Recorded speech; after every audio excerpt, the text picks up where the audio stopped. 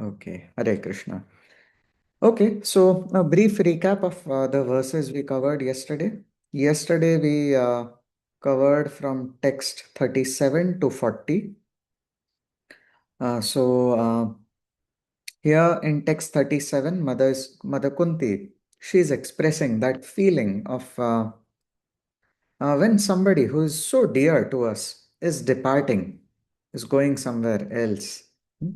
The kind of feeling, maybe if nostalgia is the correct word, the kind of feelings of nostalgia we may feel, hmm, multiply that by thousands and thousands of times more. That's the feeling Mother Kunti is having here.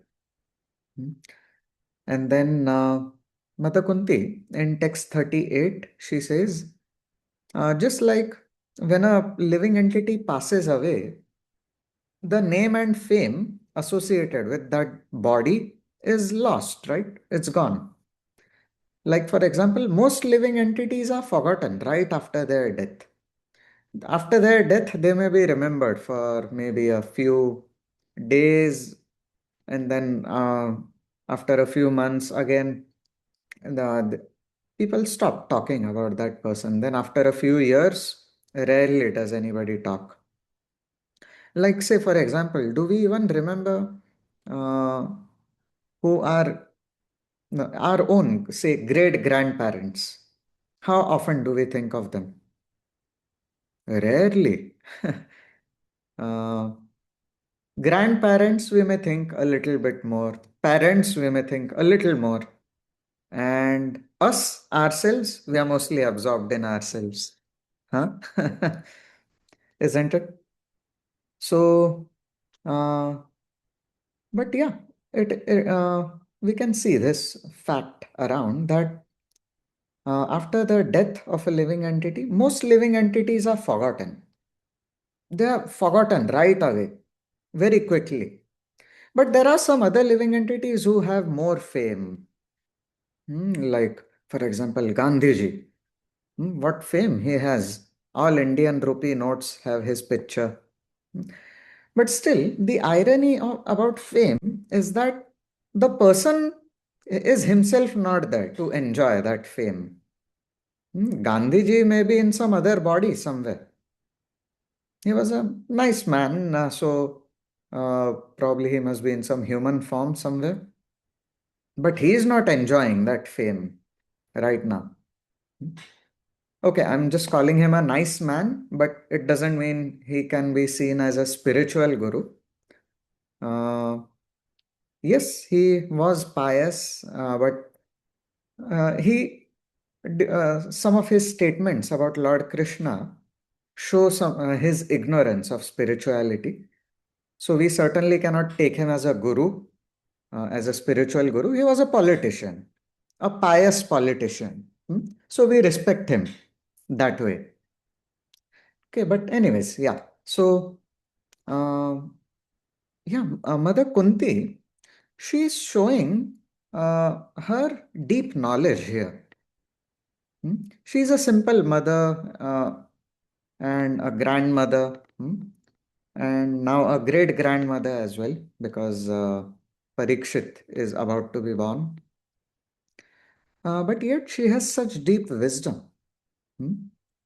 So, yes, it's not that housewives are any less wise. Hmm?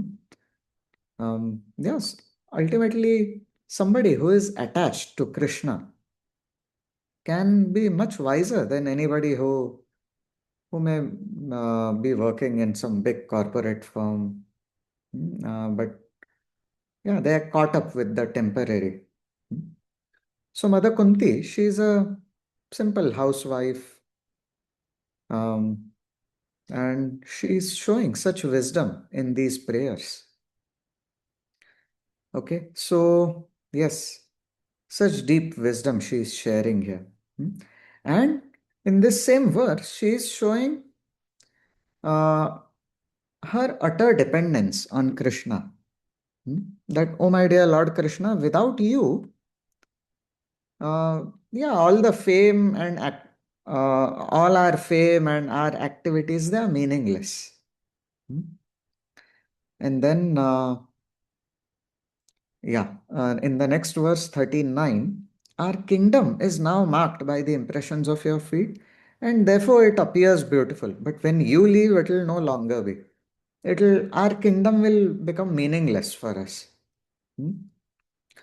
So, in this connection, we also saw how when Lord Krishna concluded his pastimes in this world and he departed, Arjun saw that concluding chapter of Krishna's pastimes in this world. And when he came back to Hastinapur, oh, what uh, sorrow he expressed. Nobody can express such sorrow. And we saw how Yudhishthir Maharaj, he questioned him, Arjuna, what happened to you? Why are you so sad? So Yudhishthir Maharaj also knew somewhere deep inside that, oh, the most terrible thing that we never want to see has happened. Our Lord has left us. Hmm? So he asks a series of questions like, oh, Arjun, why are you sad? Are you sad because you came in contact with some woman of low character? Are you sad because uh, ca- you did some injustice or caused some harm to some innocent living entity? Or are you sad because somebody spoke harshly to you? Blah, blah, blah. He asks many questions. Hmm? And finally, he asks the question he was fearing to ask. Or are you sad because our Lord, Keshav, our dearmost Lord, has left us? And then Arjun, after he cries, he composes himself, and then he says, he begins speaking with this verse. Yasya kshana viyogena loko hyapriya darshana ukthena rahito hyesha mritakah prochate yatha.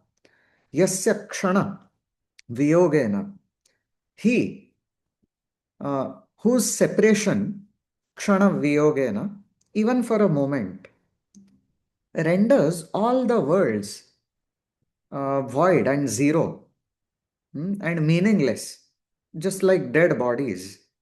That Lord has left us. Hmm. So that's how much love Arjun has for Krishna. And that's how much Mother Kunti also loves Krishna. Hmm. So, yes, without Krishna for them, this world means nothing. There's nothing in this world actually to be enjoyed separately from God. Therefore, devotees of the Lord, they feel pity on people who are living in utter forgetfulness of God. Hmm? So, and yes, that feeling of pity they feel toward others who are living in forgetfulness of God is not out of a condescending mood. It's not that they are filled with arrogance, therefore they think like this. Many people, they think that, oh, devotees of God, they are proud people. They think they are holier than thou. There is a statement, holier than thou, right?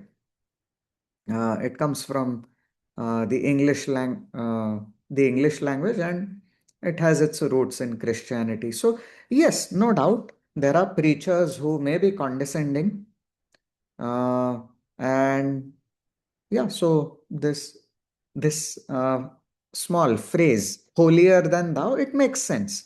Sometimes preachers who don't have humility, who somehow become proud because of their spiritual position, they start thinking they are better than others. So they very condescendingly condemn others.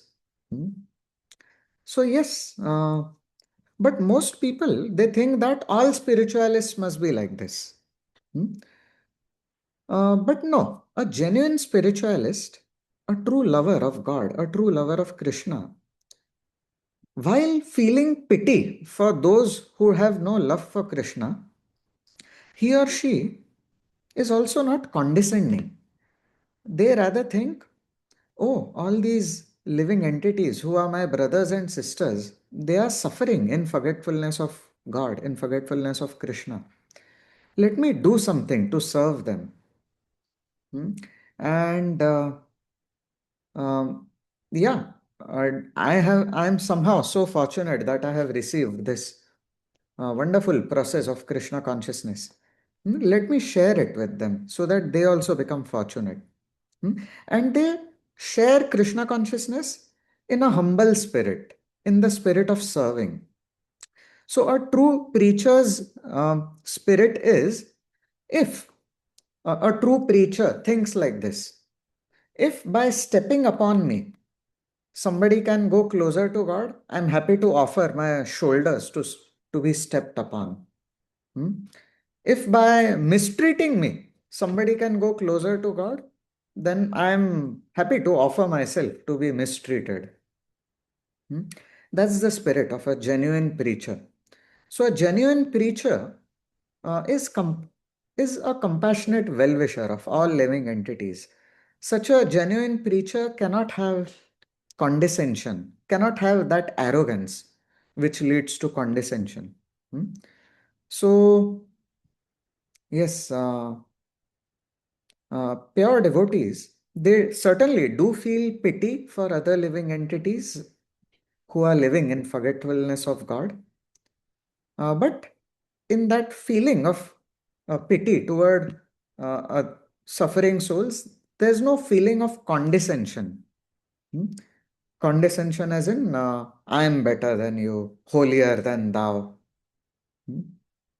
Yes, they certainly have this feeling that, yes, I am fortunate. But maybe if this living entity takes to Krishna consciousness, he'll probably do better than me. But somehow he's caught up in so much materialism. Let me do something to help him, serve him. Hmm? So that's the spirit of a true preacher. Okay. And then, yeah, Mother Kunti is saying all these cities and villages, they're flourishing because, yeah. So basically, in this verse, Mother Kunti is saying the earth flourishes when Krishna glances upon it. Hmm? Okay. We covered this. And we also covered text 41. Mother Kunti is saying actually her attachment is not material attachment. Hmm? But still, she, out of her humility, is thinking that, oh, I'm so materially attached to the Pandavas, who are her own sons, and to the Vrishnis also. Who are the Vrishnis? Basically, Vrishnis are also her relatives. Hmm? Because Vasudev is her brother. Hmm? So, Mother Kunti, she is going through a tug of war in her heart. That, oh, we want Krishna to stay here. Hmm? But I also want that the Yadus and the Vrishnis, hmm, who are who are in Dwarka, they should also not miss Krishna. Hmm. So while this tug of war is going on in her heart, she gets this feeling that, oh, I'm so materially attached. I'm attached to my own sons, the Pandavas, and therefore I want them to be benefited by Krishna's presence here. But at the same time, I'm attached to the Vrishnis also because Vasudev is her brother. Hmm? So, actually, this is not material attachment, but out of her humility, she is thinking, I'm so materially attached. And then she's praying to Krishna, my dear Lord Krishna, please sever my tie of affection. Please sever my material attachments. And in this connection, yesterday we saw how uh, being detached doesn't mean being neglectful. It's a very important distinction to understand. Somebody can be non attached, somebody can be detached from this world, but at the same time can be affectionate also, affectionate toward the family members. And what enables that spirit of detachment, and at the same time, the person is not neglectful toward his or her duties. The person still showers affection upon the spouse or children. What enables that? Can somebody recall and tell us?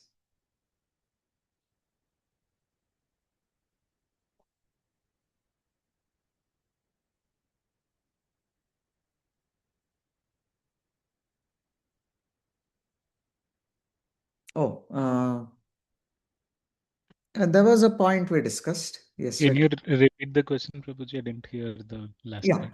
The question I asked is what consciousness enables one to be detached in this world, at the same time not become neglectful toward one's duties, toward one's loved ones, and one can still continue to be affectionate and loving, but at the same time detached, not attached with a possessive spirit. What enables that? Hare Krishna. Hare Hare Krishna, Krishna. Prabhuji. Uh, Yes. when we think Bhagavan as Paramatma residing everybody's heart, that time we can't neglect anyone because if that consciousness in our mind. That's wonderful. And at the same time, if we see that, oh, uh, this child is sent to me by Krishna. Ultimately, this is a child of God. Hmm, and I'm just a caretaker. Hmm. So, such a person first sees his or her spouse's connection with Krishna and then with himself. Hmm. Uh, so, a parent who is Krishna conscious and very fixed up in bhakti, he or she will have this vision that, oh, this child of mine is ultimately Krishna's child, and Krishna has put this living entity under my care. So, let me shower a lot of love upon this child. Hmm. But ultimately, this child belongs to Krishna. So, if we live with this spirit, we can.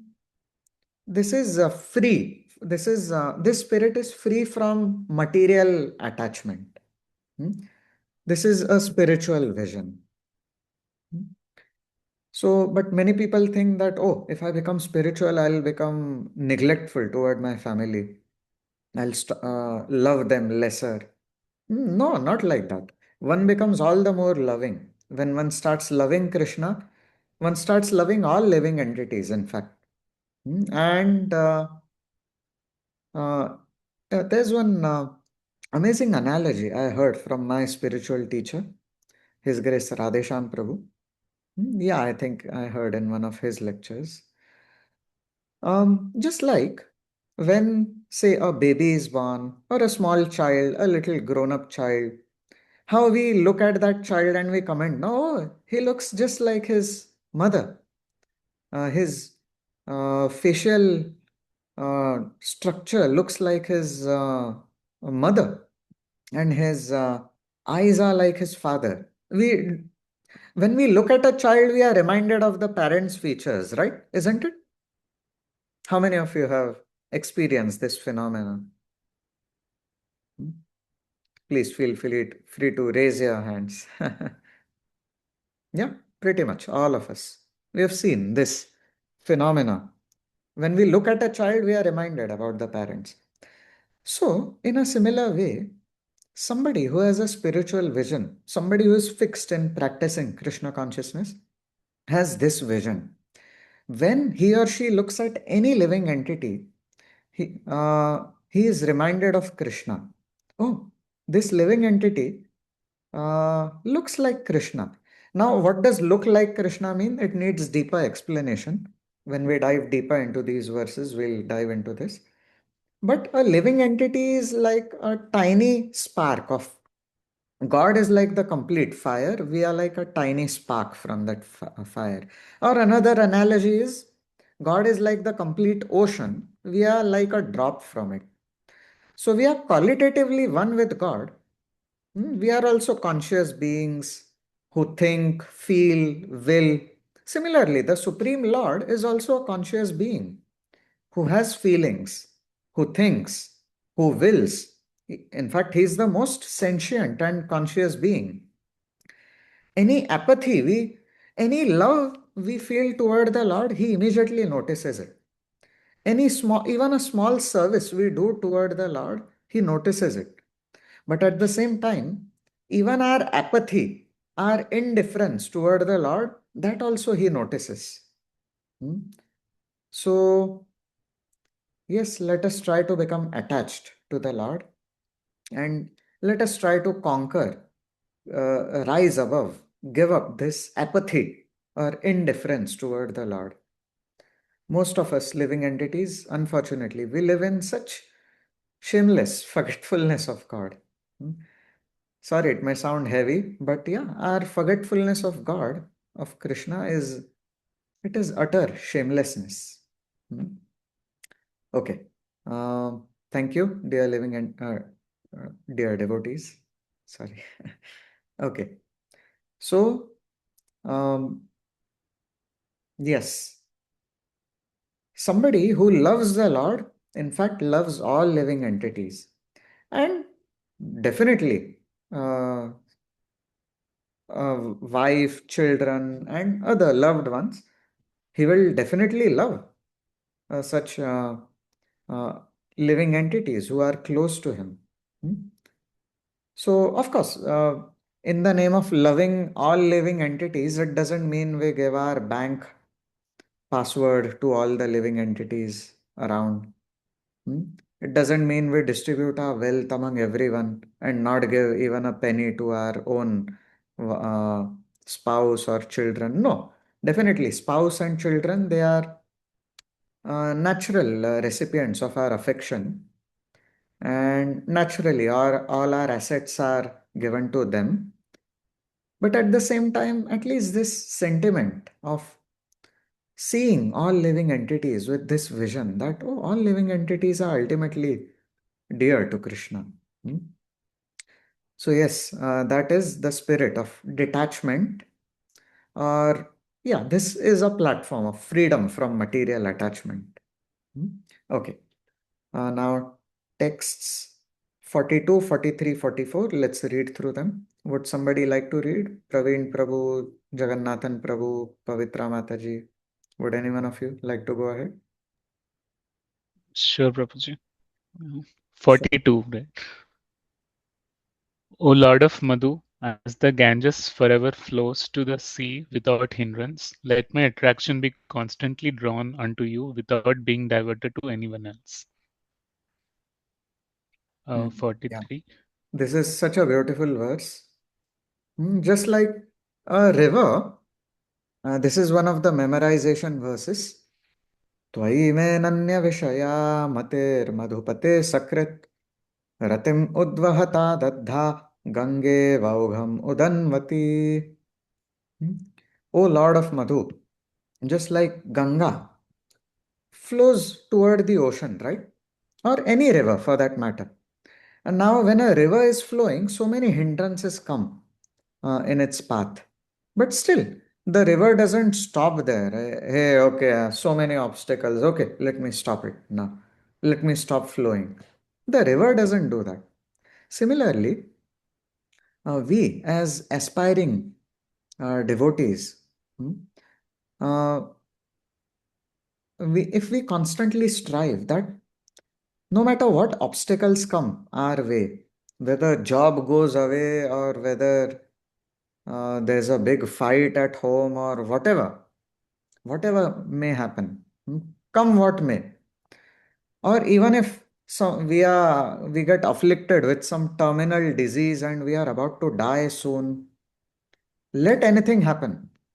A devotee, a sincere devotee, tries to make sure that his or her attention or attraction toward the Lord is not hindered by these so-called obstacles. Hmm? Just like Parikshit Maharaj, the grandson of Arjun, um, yeah, when he became an adult, he grew up. He was the next king after Yudhishthir Maharaj, and what a beautiful king he was! What a wonderful king he was! So when he was given the news that he's going to die in 7 days, he literally spent all his time just hearing about Krishna. He gave up everything else.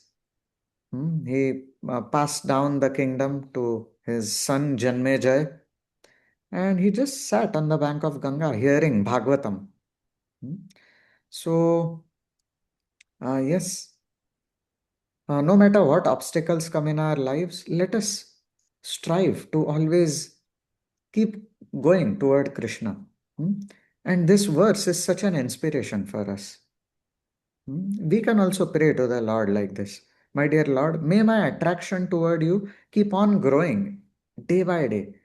And no matter what so called obstacles come my way, oh my dear Lord, please let me never st- go astray from devotional service.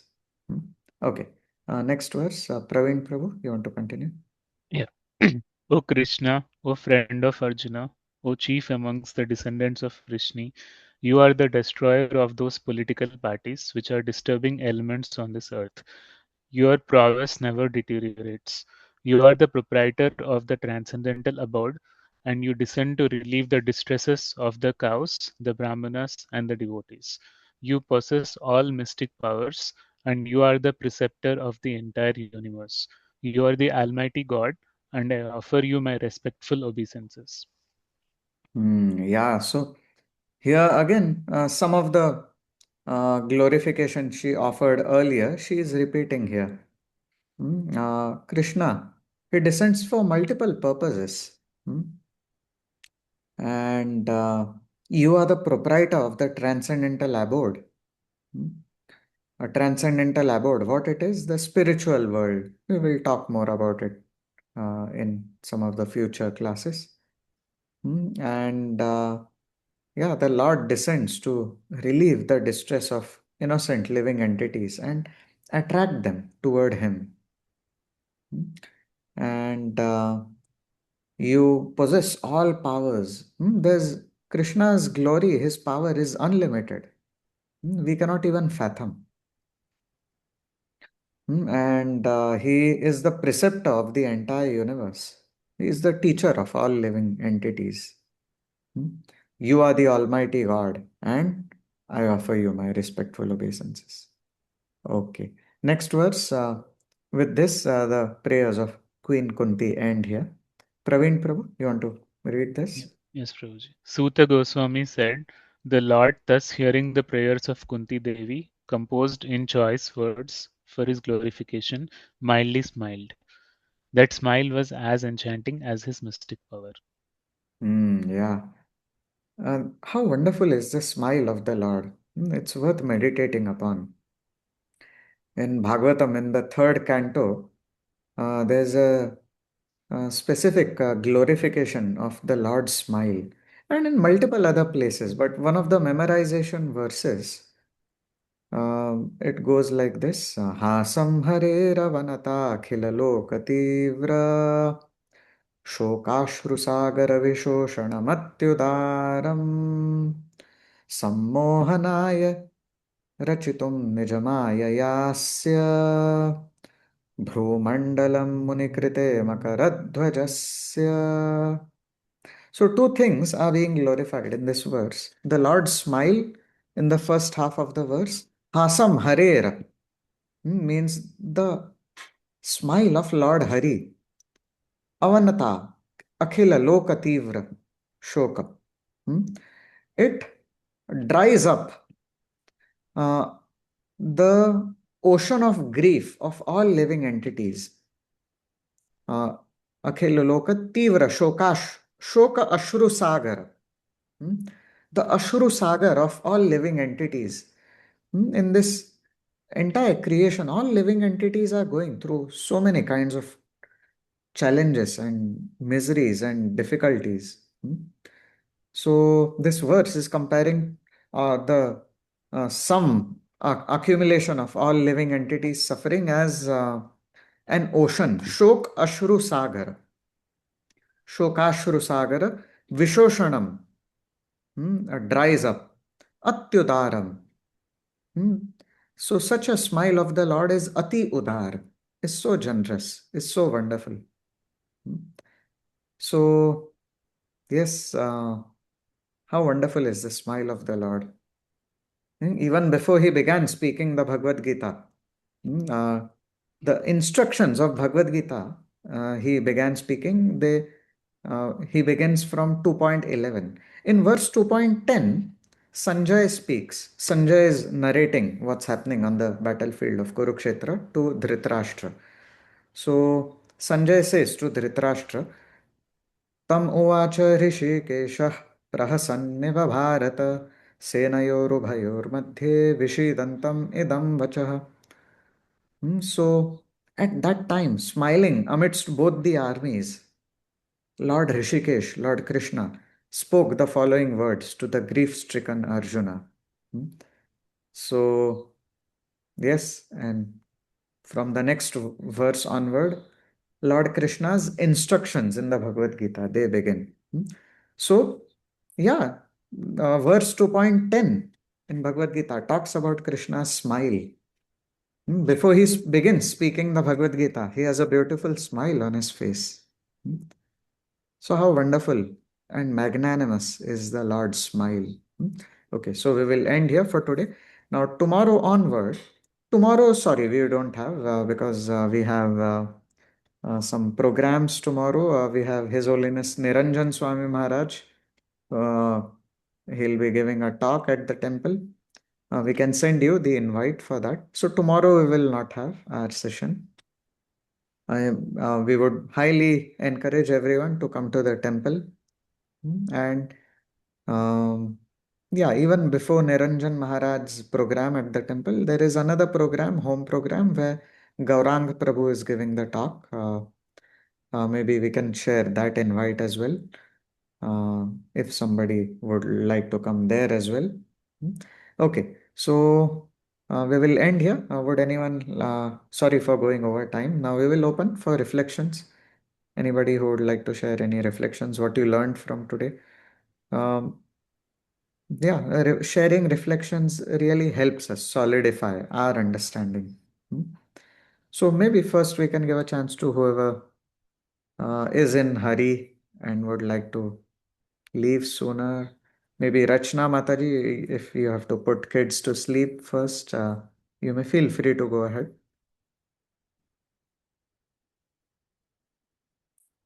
Okay, if not, somebody else. Yeah. Hare Krishna, Prabhuji. Hare Krishna. Who is this? Pavitra. Pavitra here. Hare Krishna. Yeah, so I'm super impressed by that verse which talks about Ganga flowing and praying for. I mean, it's so power. I don't know.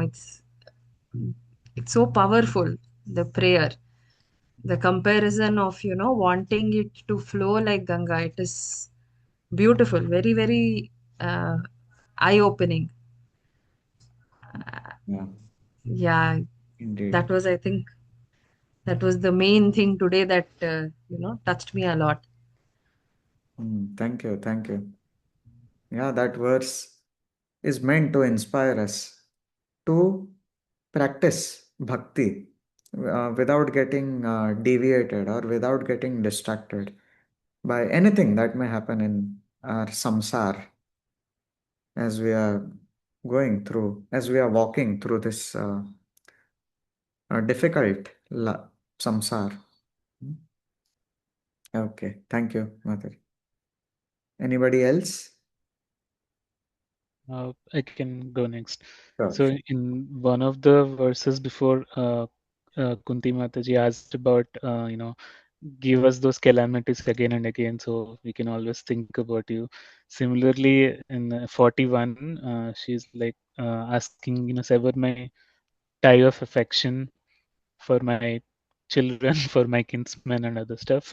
So I think it feels like, this is on par with that, like not a regular devotee or not a regular person would never ask for these things. Only like exalted devotees like Kunti Mataji can ask. So it's kind of setting the direction for wherever thought should be, like, setting that level for everyone. Yes, yes, yeah. This is meant to inspire us to, uh, yeah, run after that highest platform of devotional service. And it's humbling also. Those who think they are great devotees, must read these prayers. And yeah, many times it happens. Actually, those who are not living in association of devotees or not having any satsang programs with other sincere advanced devotees, they, even for a little bit they may do, they become proud. And I was one such case. Before I came to ISKCON, I must admit, I had that sense of pride that, oh, I'm somebody special. People around me are not, I see other boys around, they are not doing anything spiritual. I read so many books. I had that kind of pride. Hmm. I know so much from Ramayana, Mahabharata, blah, blah, blah. But only when we come in contact with devotees, we realize, oh, the platform of pure devotion is very high, very exalted. I'm far away from it. Hmm.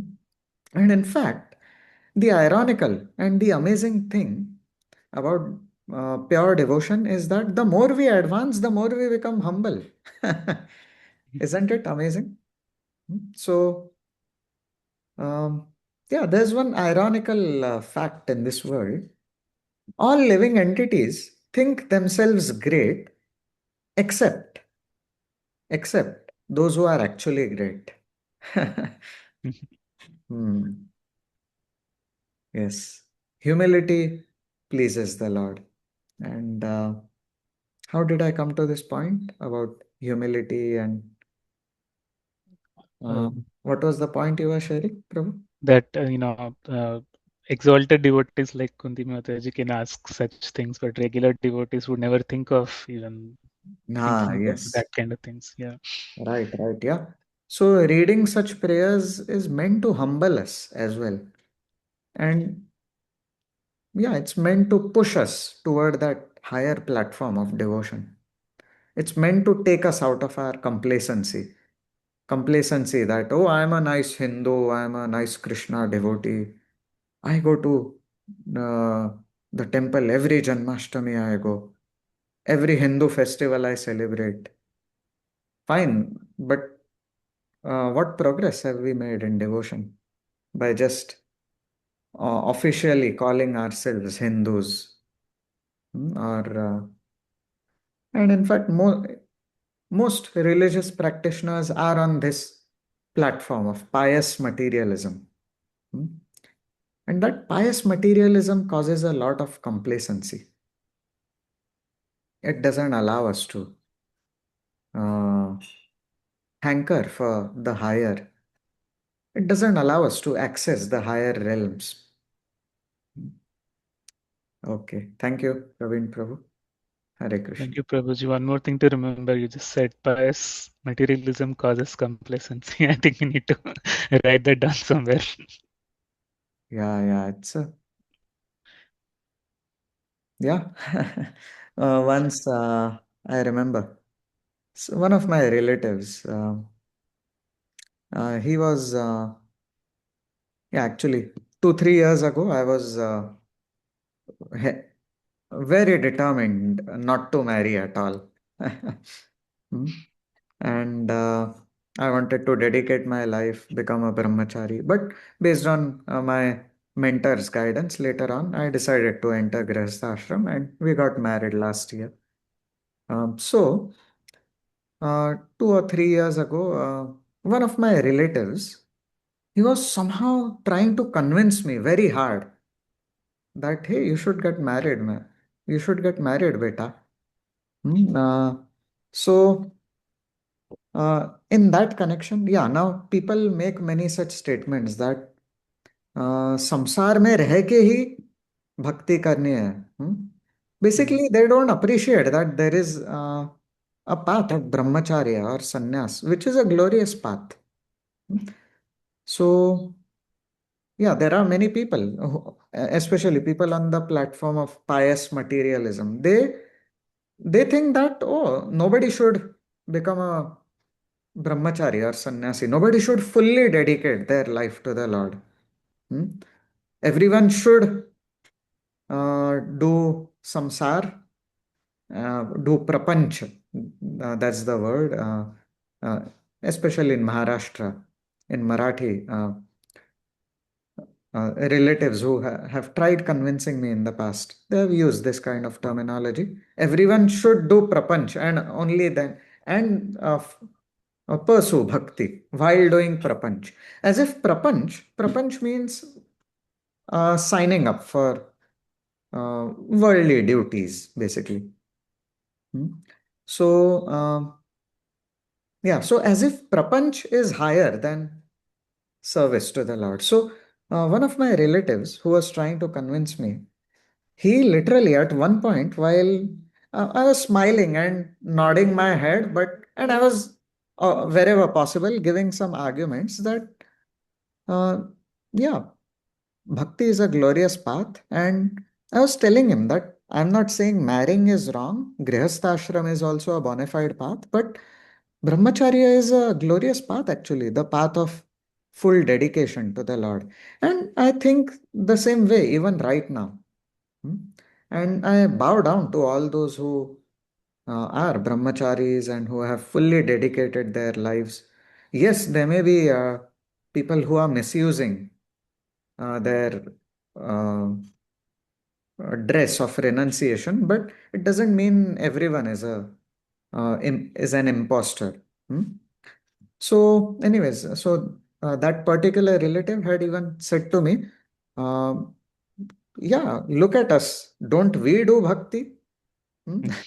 And yes. So while trying to convince me, so yeah, there I could notice that, oh, this platform of pious materialism leads to such deep complacency.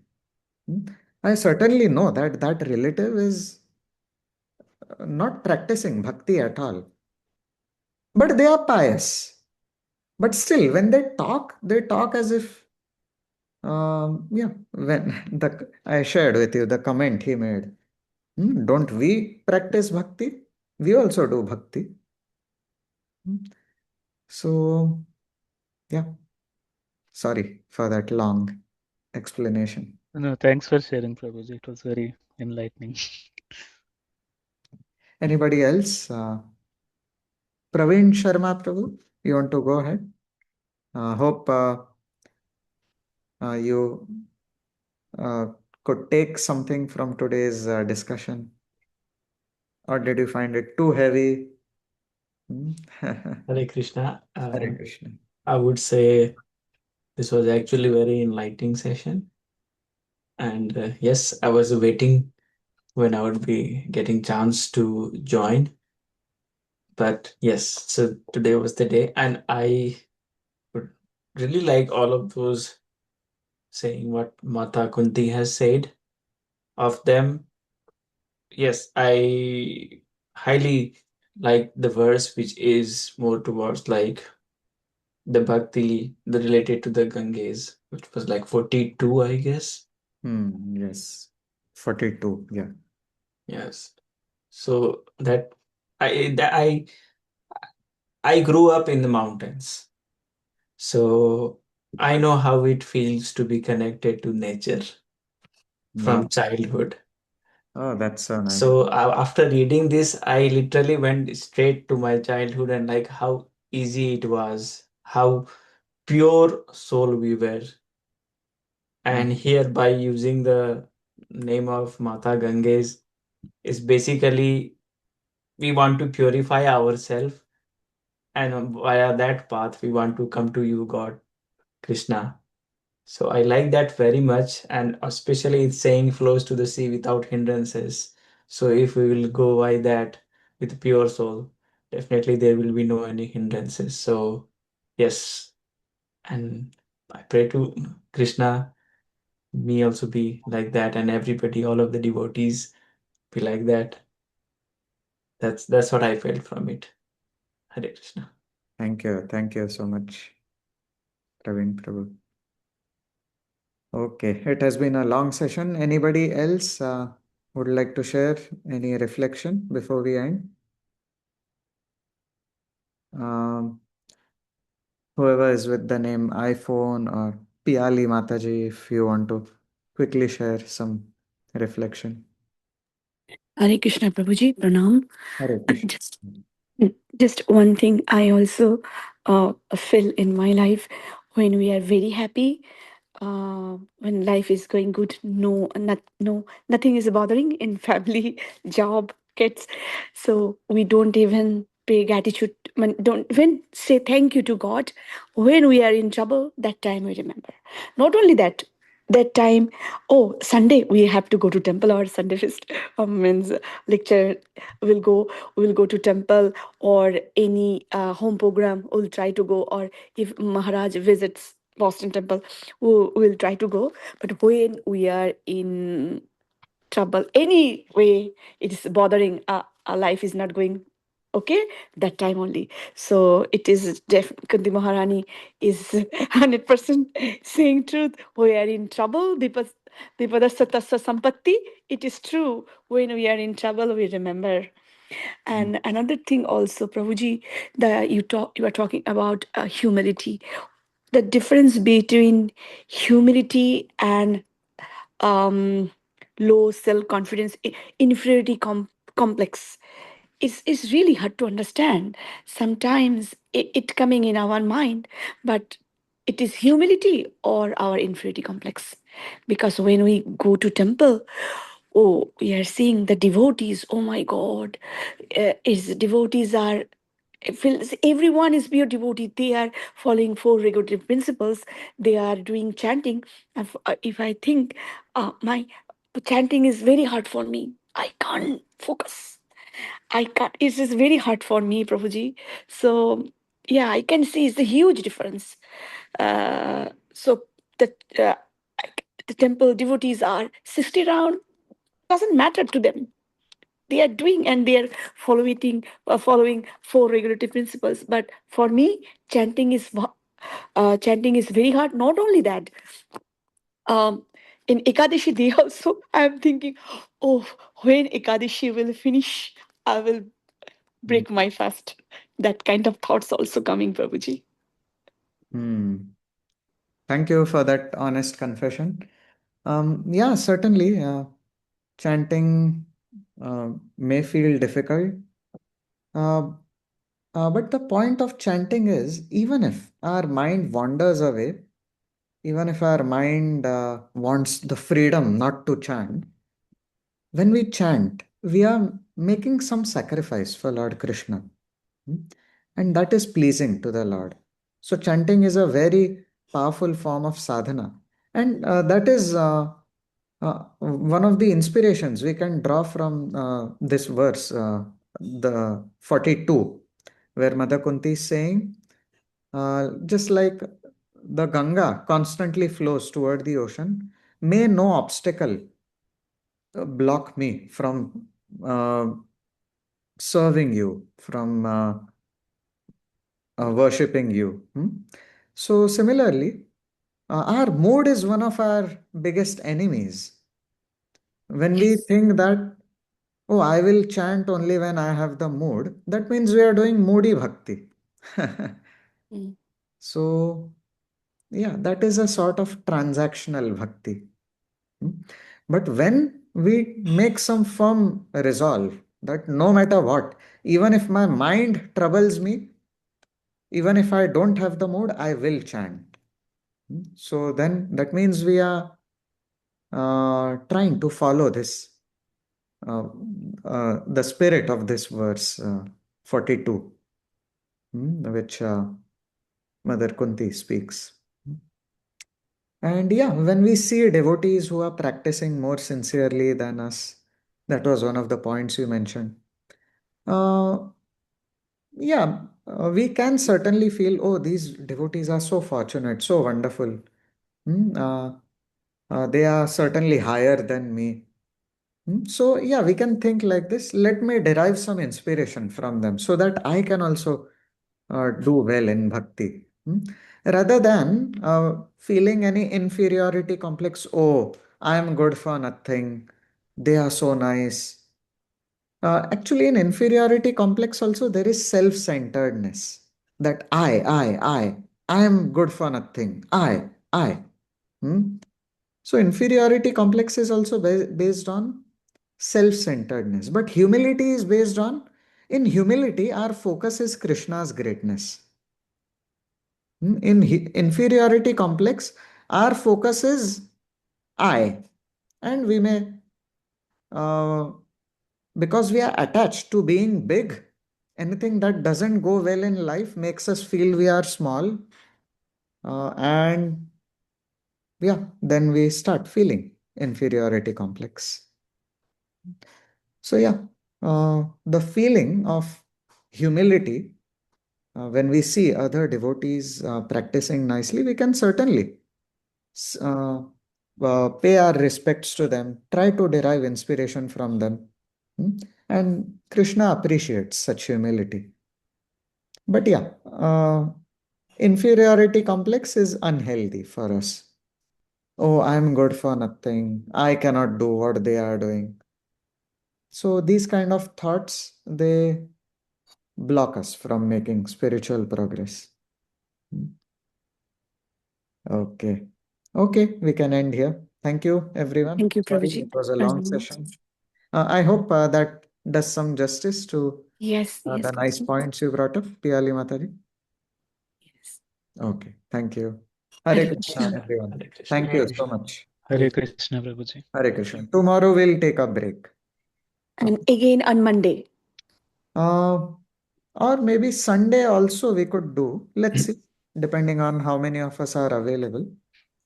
We are doing this every day as much as possible because it's Purushottam month going on. After Purushottam month, we will target doing meeting twice or thrice a week. Okay.